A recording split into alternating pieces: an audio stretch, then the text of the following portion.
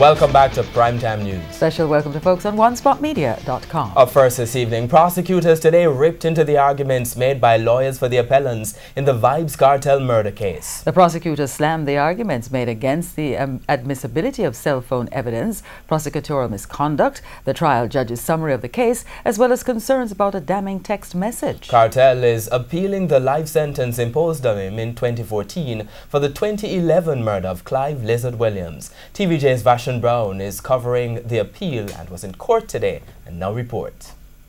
4 days of arguments by the lawyers representing the appellants. Today, it was the time to hear the prosecution's side of the story. First up, the controversial text message. Assistant Director of Public Prosecutions Orette Brown told the court that although the file with the chop-up message was created on July 6, 2011, 6 weeks before Lizard's murder, that specific message was dated August 19, 2011. In other words, the prosecutors said that there was no direct evidence to say that the message itself was modified or tampered with. So put another way, the prosecutors told the court that the date and timestamp for the message were intact. Note too that August 19, 2011 is 3 days after prosecutors say Lizard was killed. The file with the text was also modified on September 30, 2011, after the phone was taken from Kartel. Mr. Brown said even if there's a question of possible modification of the controversial text, questions of possibility are for the jury to decide. The second issue, the admissibility of cell phone evidence. The Assistant Director of Public Prosecutions today argued that the judge was not wrong for admitting the evidence. He said gaps in continuity are not fatal to the Crown's case. It's a matter for the jury to decide. He further argued that gaps in continuity do not speak to admissibility. It affects weight, sufficiency, and cogency. Now, the gaps in continuity issue came about because of the argument that the cell phone was being used while it was in the custody of the police. In the 2014 trial, a police investigator admitted that there was an outgoing text message on the phone on October 1, 2011, which read, "Who am I?" Note here that the police took the phone from Kartel on September 30, 2011.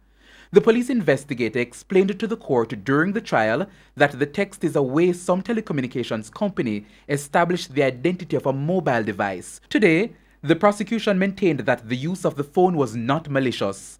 The investigator also admitted that there were 3 outgoing calls on October 9, 2011.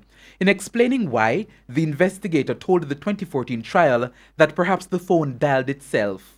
Today, the Assistant Director of Public Prosecution said, "I will not attempt to advance an explanation."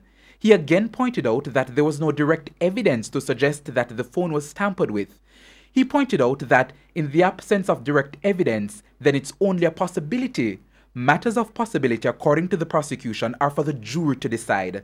The prosecution also argued that the judge in his summation gave proper instructions to the jury about how to treat with gaps in continuity, telling them that they must be satisfied beyond a reasonable doubt. The Crown has also insisted that the jury was given adequate directions by the trial judge about how to deal with contradictions as well as credibility of witnesses. Credibility, again, as the prosecution argued, is a matter for the jury to decide. Now, the lead prosecutor, Senior Deputy Director of Public Prosecutions, Jeremy Taylor, also made oral submissions today. He took on the specific issue of prosecutorial misconduct, specifically relating to the actions of the Director of Public Prosecutions, Paula Llewellyn. The DPP has been criticized for being prepared to allow the appellants to be tried by a jury that was not impartial. Mr. Taylor said there was no evidence that the DPP acted maliciously. The appeal continues on Monday. Vashon Brown, TVJ News.